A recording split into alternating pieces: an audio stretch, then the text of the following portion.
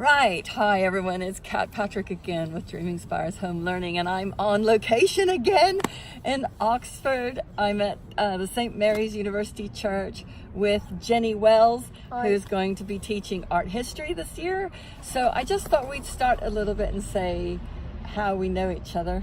Okay, yep. So we met. Do you remember when we met? Was it? Well, actually, we met at violin lessons with Lauren and Alistair, and they were doing Suzuki violin together. And Antonia and Rhys were just babies because they're only a few weeks apart. So that's how we met. So it's been quite a while, actually, hasn't it? And you were home educating at that time? They were a bit young. We hadn't weren't quite they? started, and then about a year or 18 months later, we were both home edding.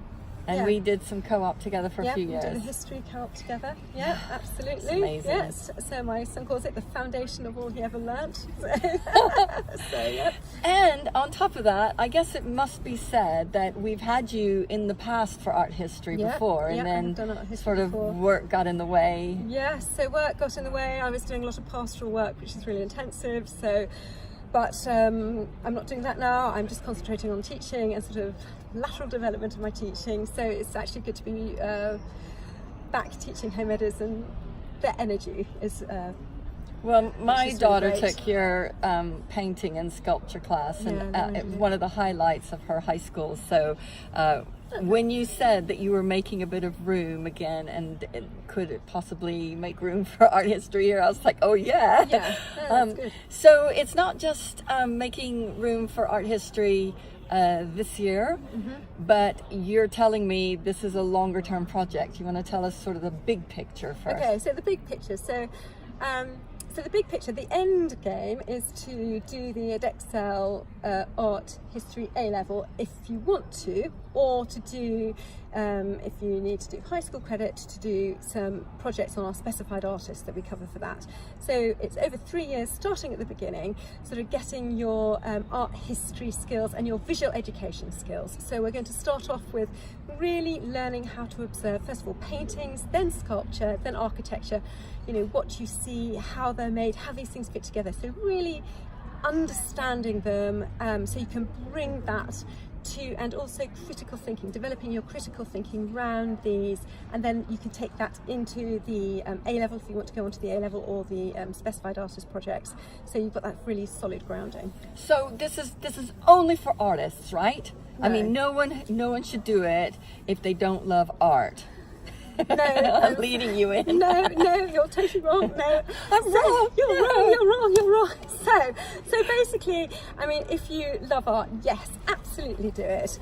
And if you would love to do science, and if you would love to do medicine, or if you think you want to be a criminologist, or any of these things where you need really fine observational skills, visual education is actually seen as a positive. So universities are looking out for people who have done art history, and actually I think in the States it's like 25% of people who do art history go on to do medicine are favourably viewed in their applications because they have better skills, and it's actually taught at postgraduate level as well. They have better observational skills holistically in looking at things. So it's really a skill for life. It's really an excellent thing to do. So I think we were talking about some of the elements of what you're going to do this first year, which will be kind of laying the groundwork. If you're in the UK, you could think of it as a pre-A-level course. Yeah. If you're in America, it's a credit, so whatever, fine art credit. And if you take the extension, it's an honors fine art credit.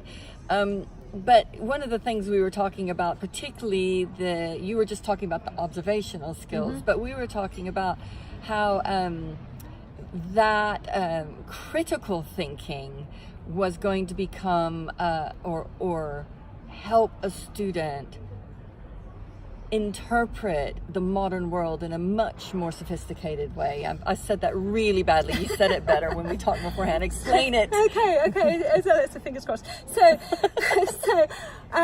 one of the books we look at, one of the first texts we look at is John Berger's Ways of Seeing. And the point about that text, and the point about questioning the way we see things, is it empowers us to think about the assumptions that we have when we're presented with an image, or even with a text about an image. So, you can use it in life when you're questioning advertising, or something you've read, or something you see. And it makes us ask questions about who has asked this image or the sculpture or this building to be produced. Who is looking at it? What's the power relationship between that and the subject matter as well? So we start thinking critically about the way we look at life, and not just sort of walk through it in a sort of a daze and just take these assumptions on. So it's really, really empowering. We look at older critics, so we look at Ruskin, for example, but we don't have to read all of it. We look at extracts, so that's good news. We look at extracts, we look at French in translation, so things like Baudelaire, Zola. We might look at a little bit of the poetry. We might look at a little bit of Dickens. So, you know, there's quite a wide range of texts that we can bring in to help us understand the assumptions that go into our visual arts. So there's a really nice sort of symbiotic relationship between them.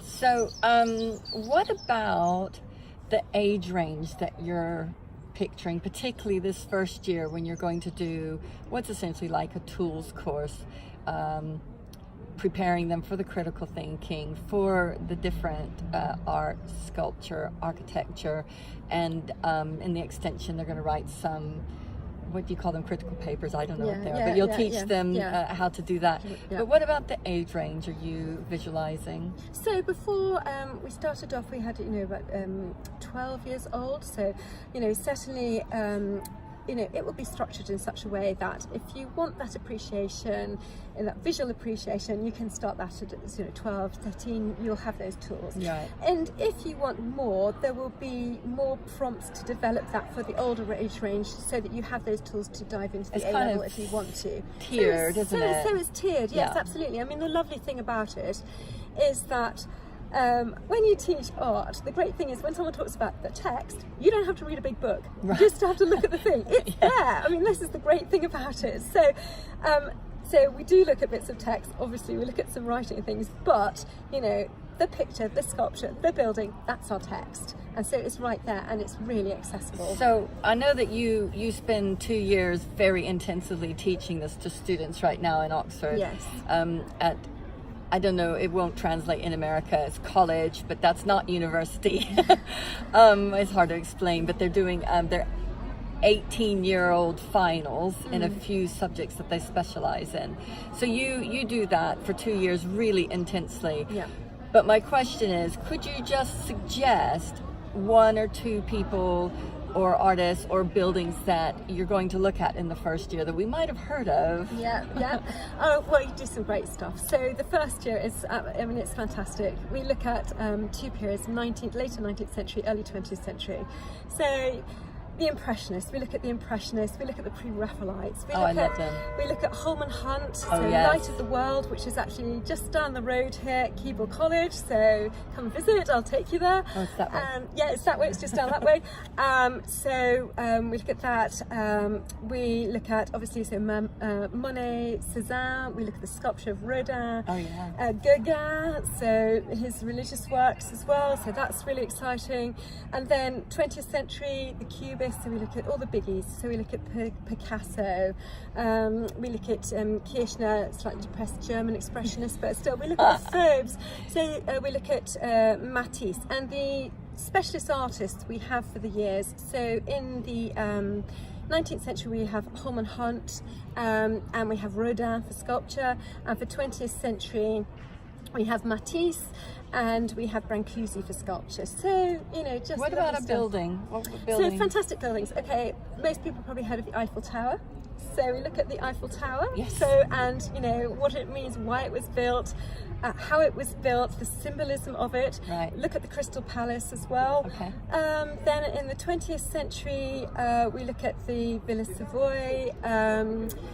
Trying to think of we look at some fantastic cathedrals. The first sort of concrete, would you believe, cathedrals, Notre Dame, Rossini in France, which is absolutely beautiful, totally built out of concrete. Oh wow! Yeah. So and we compare it to, say, the Gothic Sainte-Chapelle. So it's beautiful. So, you know, there's lots of sort of cross references to other buildings. It's great. And one of the things you were saying when we were talking over our sandwiches beforehand was that you take people beyond the Western Yeah. tradition as well. Yeah, so this great new course, we do 2 periods and then we do 2 themes, one of which is nature and one of which is identities. And it's looking at the wider Western tradition. So whereas we've got very specified periods, this ranges more widely. And also we have works beyond the Western tradition. So we've got like Angkor Wat, the double-headed serpent. We look at some art from Mexico, so we look at Frida Kahlo as well. So that's Fabulous. most people really love that. Yeah.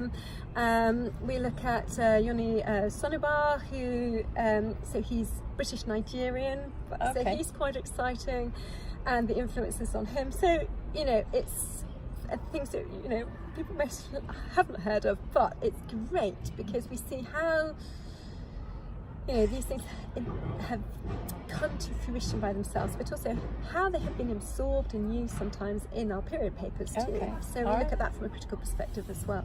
Okay, so Jenny, thanks. That's our art history class. I forgot when it's done on the timetable. Do you remember? Is it Wednesday? I think Wednesdays. Yeah, Wednesday. At some time, look on the It's timetable. later on. I've got the Probably evening slot. 7 Yeah, PM I've or got the something. evening slot. Right. Yeah. So be sure and register today for that. There is an add-on extra for it because she's going to teach how to write the critical papers in that extra half hour, which, as I said, for Americans will get you that honors credit for high school.